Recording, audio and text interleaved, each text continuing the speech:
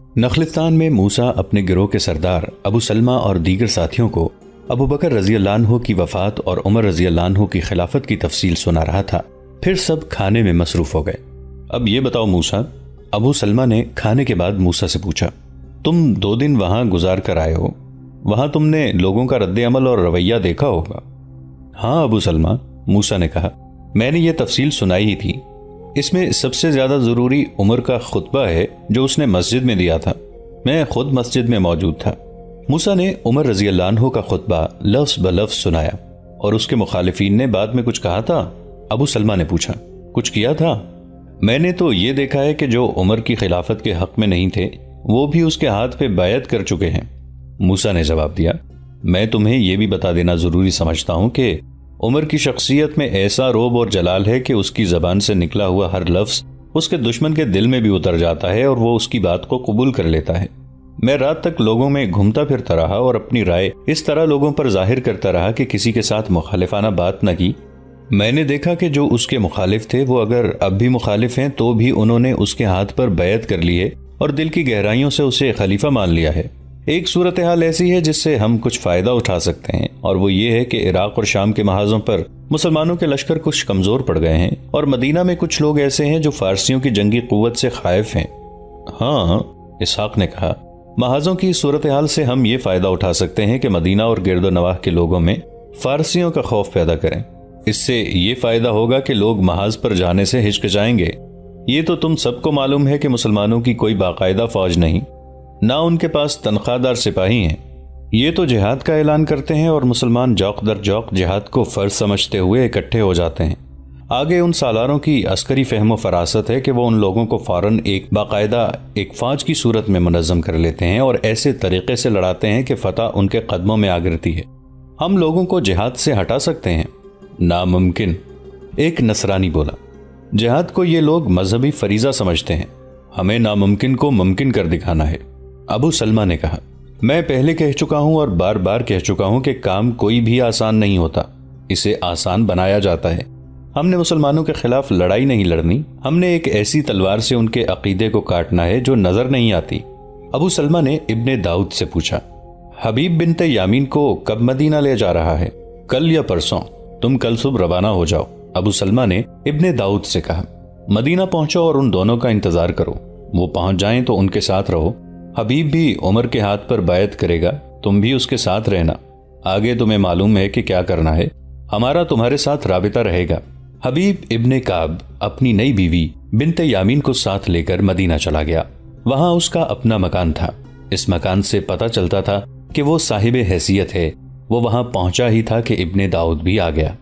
میں تمہارے پاس زیادہ دن نہیں ٹھہروں گا ابن کعب، ابن داؤد نے حبیب سے کہا، میں اپنی بیٹی کو دیکھنے آیا ہوں۔ تم نے مجھ غریب پر جو کرم کیا ہے وہ میں ساری عمر نہیں بھول سکوں گا، اور میں اس کا صلہ دینے کے بھی قابل نہیں، اور میں نے اگر کرم ہی کیا ہے تو میں نے صلے کی توقع پر نہیں کیا۔ حبیب نے کہا، تم مجھے صلہ دے چکے ہو، بنت یامین سے زیادہ قیمتی اور کیا صلہ ہو سکتا ہے، اور میں امید رکھوں گا کہ یہ میرے ساتھ وفاداری کرے گی۔ میرے باپ نے اپنی بیٹی آپ کے حوالے کی ہے۔ پاس بیٹھی ہوئی بنت یامین نے حبیب سے کہا، اور میں اپنے جسم کے ساتھ اپنی روح بھی آپ کے حوالے کر چکی ہوں۔ میری وفا کو آپ گھر کی 4 دیواری میں نہیں آزما سکیں گے۔ اگر آپ کبھی جہاد پر گئے تو میں آپ کے ساتھ چلوں گی، میری وفا میدان جنگ میں دیکھنا۔ حبیب ابن کعب ہنس پڑا۔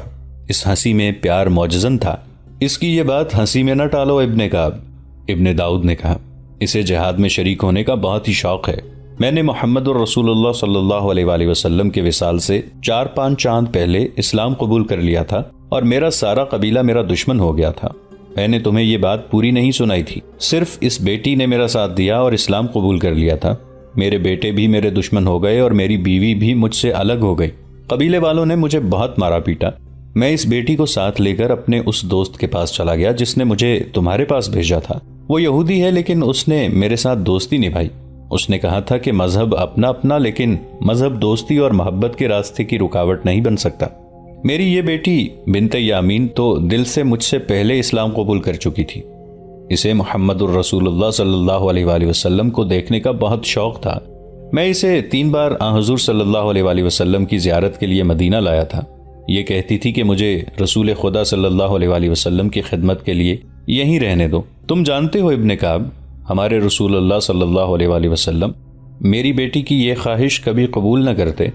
میں نے اسے کہا کہ اللہ کے رسول صلی اللہ علیہ وآلہ وسلم کی بہترین خدمت یہ ہے کہ آپ کے بتائے ہوئے راستے پر چلو۔ ابن کعب، میں اپنی اس بیٹی کی کون کون سی خوبیاں بیان کروں؟ میں نے اسے کہا کہ اپنے رسول صلی اللہ علیہ وآلہ وسلم کے بتائے ہوئے راستے پر چلو، تو اس نے مجھے کہا کہ پھر مجھے شہسوار بنا دو، مجھے برچھی بازی، نیزہ بازی، تیغ زنی اور تیر اندازی سکھاؤ۔ اللہ کے رسول صلی اللہ علیہ وآلہ وسلم کا بتایا ہوا بہترین راستہ جہاد ہے۔ میں کفر کے خاتمے کے لیے لڑوں گی اور میں شادی کرنے کی بجائے اپنی زندگی جہاد کے لیے وقف کر دوں گی۔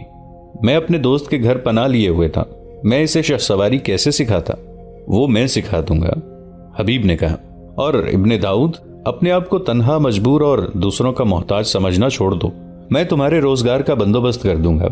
خدا کی قسم، تم اللہ کے نیک بندوں میں سے ہو ابن کعب، ابن داؤد نے کہا۔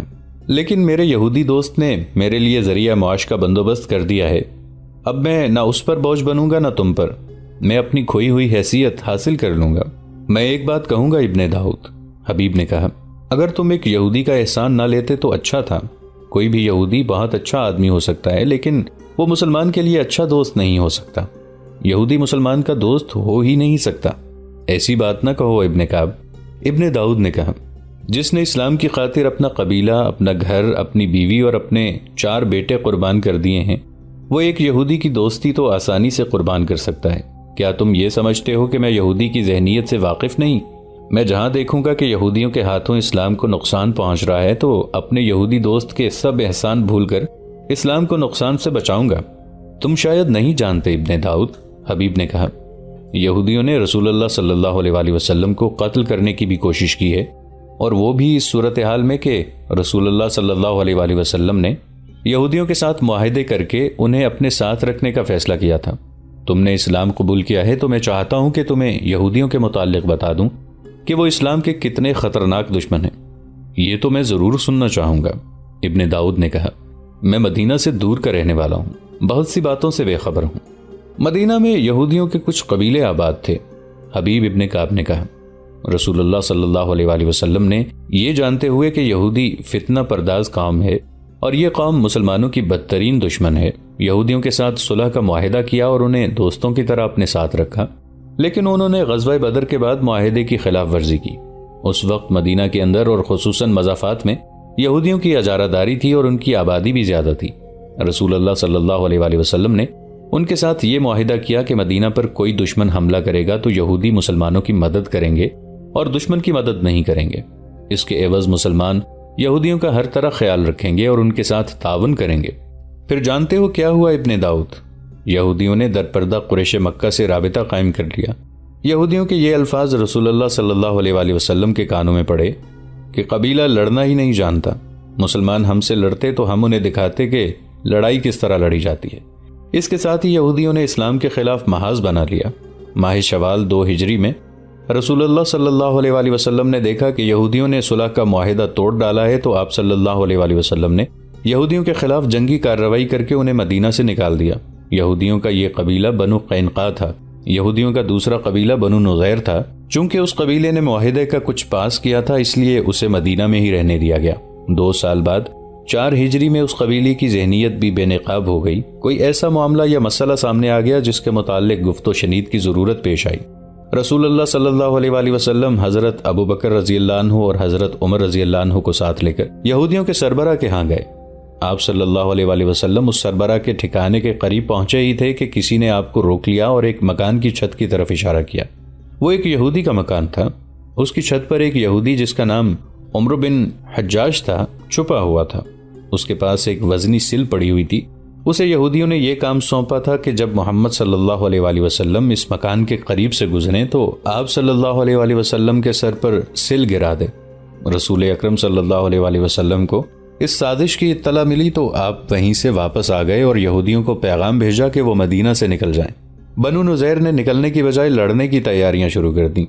حضور صلی اللہ علیہ وآلہ وسلم کے حکم سے بنو نضیر کو تیاریوں کی حالت میں پکڑا گیا اور یہودی مدینے سے نکالے گئے۔ ان میں سے کچھ تو شام چلے گئے اور زیادہ تر خیبر میں جا آباد ہوئے۔ تم نے شاید ان کے سرداروں کے نام سنے ہوں گے۔ سلام بن ابی الحقیق کنانہ بن ربی اور حی بن اخطب مشہور یہودی سربراہ تھے۔ یہ خیبر میں آباد ہوئے اور رسول اللہ صلی اللہ علیہ وآلہ وسلم سے انتقام لینے کی تیاریوں میں مصروف ہو گئے۔ یہودی سازش کے ماہر ہیں، انہوں نے مکہ جا کر قبیلہ قریش کو مسلمانوں کے خلاف بھڑکایا اور دوسرے علاقوں میں بھی گئے اور لوگوں کو مسلمانوں سے یوں خوفزدہ کیا کہ مسلمانوں کو مدینے میں ہی ختم نہ کیا گیا تو یہ سب کو ختم کر دیں گے۔ تم شاید نہیں جانتے ابن داؤد، یہودی کا دماغ سازش کے سوا اور کچھ سوچ ہی نہیں سکتا۔ یہ ایسے پر اثر الفاظ اور ایسے انداز سے لوگوں کو اکساتے اور مشتعل کرتے ہیں کہ ہر کوئی یہودی کی بات کو اپنے دل کی آواز سمجھنے لگتا ہے۔ انہوں نے قبیلہ قریش اور دوسرے قبیلوں کے سامنے اپنی مثال پیش کی کہ یہودی پشت در پشت مدینہ میں رہتے چلے آ رہے تھے۔ تم دیکھ رہے ہو کہ انہوں نے یہودیوں کو گھر سے بے گھر اور وطن سے جلا وطن کر دیا ہے، اور مدینہ میں وہی ایک چند یہودی رہ گئے ہیں جنہوں نے مسلمانوں کی غلامی قبول کر لی ہے۔ ہاں ابن کعب، ابن داؤد نے معصومیت کے لہجے میں کہا، میں یہودیوں کی ذہنیت اور اسلام دشمنی کے متعلق جانتا ہوں، لیکن اتنا نہیں جتنا تم جانتے ہو۔ یہ باتیں مجھے سناؤ۔ میرا اٹھنا بیٹھنا یہودیوں کے ساتھ رہتا ہے، میں ان کی ہر بات کو سچ مان لیا کرتا ہوں۔ کیا تم ساری باتیں سننا پسند کرو گے؟ حبیب نے پوچھا۔ اکتا تو نہیں جاؤ گے؟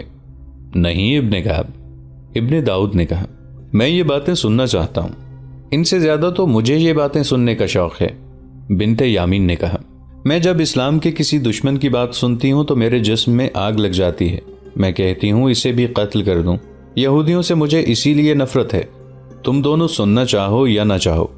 حبیب نے کہا، میرا دل آج ایسا بھر آیا ہے کہ یہی باتیں کرتے رہنے کو جی چاہتا ہے۔ یہ باتیں کوئی پرانی باتیں تو نہیں۔ رسول اللہ صلی اللہ علیہ وآلہ وسلم کے وصال کو ابھی 2 سال اور کچھ مہینے ہی گزرے ہیں، لیکن حضور صلی اللہ علیہ وآلہ وسلم مجھے اپنی آنکھوں کے سامنے گھومتے پھرتے میدان جنگ میں گرجتے برستے، مجاہدین کی قیادت کرتے، سالاروں کو ہدایات دیتے نظر آ رہے ہیں۔ میں نبی آخر الزمان صلی اللہ علیہ وآلہ وسلم کی قیادت میں جنگ خندق میں شامل ہوا تھا۔ تم مدینہ سے دور کے رہنے والے ہو، تم نے شاید سنا ہوگا کہ اہل قریش نے 10,000 کا لشکر اکٹھا کر کے مدینہ پر چڑھائی کر دی تھی۔ یہ 5ویں ہجری کا واقعہ ہے، کل ہی کی تو بات ہے، ابھی 6-7 سال گزرے ہیں۔ مجھے یاد ہے، ابن داؤد نے کہا، یہ خبر کچھ عرصے پہلے میرے گاؤں تک پہنچی تھی۔ اہل قریش ناکام لوٹ گئے تھے۔ وہ ناکام اس لیے لوٹ گئے تھے کہ رسول اللہ صلی اللہ علیہ وآلہ وسلم کے حکم سے مدینہ کے ارد گرد خندق کھود دی گئی تھی۔ حبیب نے کہا، یہ ماہ شوال 5 ہجری کا واقعہ ہے۔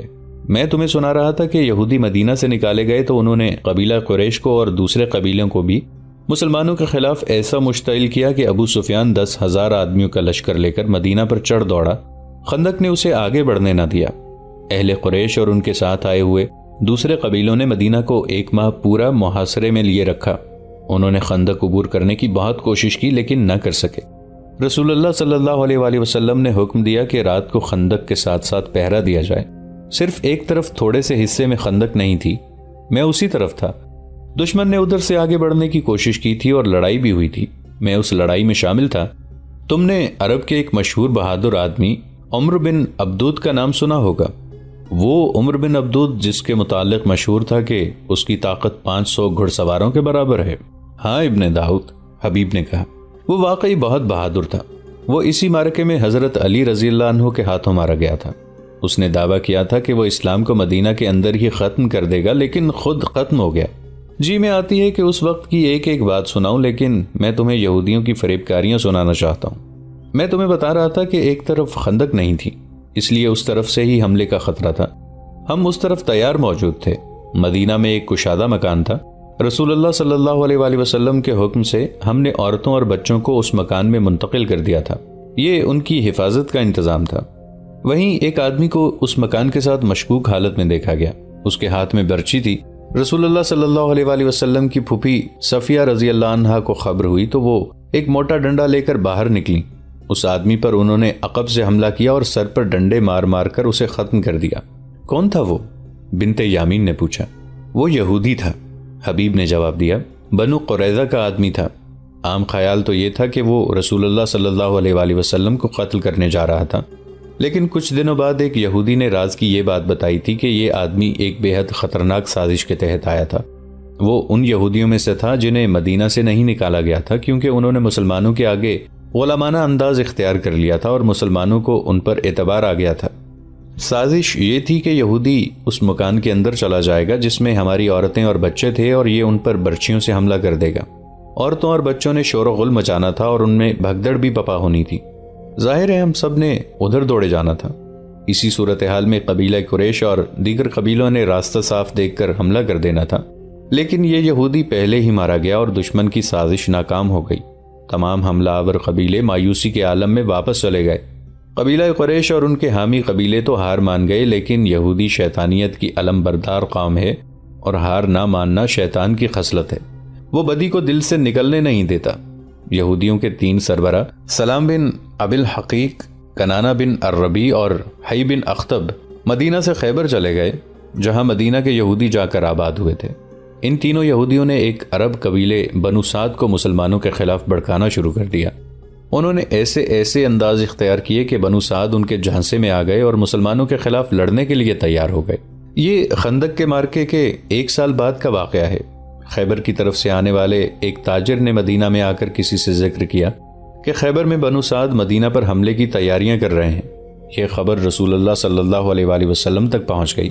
حضور کا یہ اصول تھا کہ دشمن تمہارے خلاف تیاری کر رہا ہو تو اسے تیاری کی حالت میں اس کے گھر جا پکڑو، اپنے گھر بیٹھے اس کا انتظار نہ کرتے رہو۔ چنانچہ آپ صلی اللہ علیہ وآلہ وسلم نے حضرت علی رضی اللہ عنہ کو بنو سعد پر حملہ کرنے کے لیے بھیجا۔ بنو سعد کو اس حملے کی توقع نہیں تھی۔ حضرت علی رضی اللہ عنہ کے ساتھ کوئی زیادہ لشکر نہیں تھا، لیکن بنو سعد پر یہ ایسا حملہ اچانک تھا کہ وہ بھاگ نکلنے کے سوا کچھ بھی نہ کر سکے۔ حضرت علی رضی اللہ عنہ مجاہدین کے لشکر کے ساتھ مدینہ واپس آئے تو ان کے ساتھ بنو سعد کے 500 اونٹ تھے۔ کیا تم بھی حضرت علی کے ساتھ گئے تھے؟ ابن داؤد نے پوچھا۔ نہیں، حبیب ابن کعب نے کہا، میں دوسرے لشکر کے ساتھ گیا تھا اور یہی خیبر کی اصل لڑائی تھی۔ میں اس لڑائی کی ساری باتیں نہیں سناؤں گا، میں تمہیں یہودی کی اسلام دشمن ذہنیت سے خبردار کر رہا ہوں۔ بنت یامین، کیا تم ناگن پر اعتبار کر لو گی کہ تمہیں نہیں ڈسے گی؟ نہیں، تم ناگن پر اعتبار کر سکتی ہو۔ حبیب نے کہا، تم ایک طرف ہو جاؤ گی تو وہ تمہارے قریب سے گزر جائے گی، لیکن کسی یہودن پر کبھی اعتبار نہ کرنا۔ اسے جو ہی پتہ چلے گا کہ تم مسلمان ہو تو وہ تمہیں ڈس لے گی۔ بنو سعد کو ان یہودیوں نے بھڑکا کر مسلمانوں سے مروایا تو ان کے ایک اور قبیلے کو مسلمانوں کے خلاف بھڑکانا شروع کر دیا۔ یہ تھا قبیلہ غطفان، جو بنو سعد سے زیادہ طاقتور تھا۔ اس قبیلے نے مدینہ پر حملے کی تیاریاں شروع کر دیں اور اس کی بھی خبر مدینہ پہنچ گئی۔ اب رسول اللہ صلی اللہ علیہ وآلہ وسلم خود خیبر کو روانہ ہوئے۔ ہجری کا 7واں سال شروع ہو چکا تھا۔ میں ان 1400 پیادوں کے ساتھ تھا جو خیبر پر حملہ کرنے گئے تھے۔ ہمارے ساتھ صرف 200 گھڑ سوار تھے۔ یہودیوں نے تھوڑے سے عرصے میں قلعے بنا لیے تھے۔ مجھے ان کے نام یاد ہیں: نائم، قموس، صاب، وطیح اور سالم۔ ان میں وطیح اور سالم بہت ہی مضبوط قلعے تھے۔ باقی سب قلعے فتح ہو گئے، لیکن ان 2 قلعوں کو فتح کرنا بہت ہی مشکل کام تھا۔ تم نے شاید ایک آدمی کا نام نہیں سنا ہوگا۔ یہ عمر بن عبدود جیسا بہت بہادر آدمی تھا۔ اس کا نام مرحب تھا اور یہ دونوں قلعے اسی کے تھے۔ نہیں، ابن داؤد نے جواب دیا، میں نے اس کا نام کبھی نہیں سنا۔ تم اس کی بہادری کی باتیں سناؤ، مجھے تمہاری باتیں اچھی لگ رہی ہیں۔ میں تو کہتا ہوں، حبیب نے کہا، دن ہو یا رات یہی باتیں سناتا رہوں۔ ہوا یوں کہ رسول اللہ صلی اللہ علیہ وآلہ وسلم نے ابو بکر رضی اللہ عنہ کو سپہ سالار مقرر کر کے ان 2 قلعوں کو فتح کرنے کے لیے بھیجا۔ میں بھی اس لشکر کے ساتھ تھا۔ لشکر کیا تھا؟ 1400 پیادے اور 200 گھڑ سوار۔ ان میں کچھ زخمی ہو کر بیکار ہو چکے تھے اور چند ایک شہید بھی ہو گئے تھے۔ غطفان کے آدمیوں نے باہر آ کر اتنا سخت مقابلہ کیا کہ ہم ہار گئے۔ ہمارے سالار ابو بکر رضی اللہ عنہ لشکر کو پیچھے لے آئے۔ رسول اللہ صلی اللہ علیہ وآلہ وسلم نے حضرت عمر رضی اللہ عنہ کو سالار مقرر کر کے علم ان کے سپرد کیا۔ حضرت عمر رضی اللہ عنہ بن الخطاب نے ہمیں 2 دن لڑایا، مگر میں غطفان والوں کی بہادری کی تعریف کرتا ہوں کہ انہوں نے ہمارے قدم نہ جمنے دیے۔ عمر رضی اللہ عنہ بھی ناکام لوٹ آئے۔ وہ تو بہت ہی بہادر تھے، ابن داؤد نے کہا۔ جنہوں نے مسلمانوں کو پسپائی پر مجبور کر دیا وہ یقیناً دلیر اور نڈر تھے۔ کچھ وہ دلیر اور نڈر تھے، کچھ ہم تعداد میں بہت تھوڑے تھے، حبیب ابن کعب نے کہا، اور ہم پہلی لڑائیوں کے تھکے ہوئے بھی تھے۔ دوستو، آج کے لیے اتنا ہی۔ اسی کہانی کی اگلی قسط کے ساتھ بہت جلد حاضر ہوں گے۔ نیچے کامنٹ سیکشن میں اپنی رائے کا اظہار ضرور کیجیے گا۔ ہمارے اس چینل کو سبسکرائب کر کے نیچے موجود بیل آئیکن کو بھی ضرور کلک کیجیے گا۔ اگلی ملاقات تک کے لیے ہمارا اور آپ کا اللہ نگہبان۔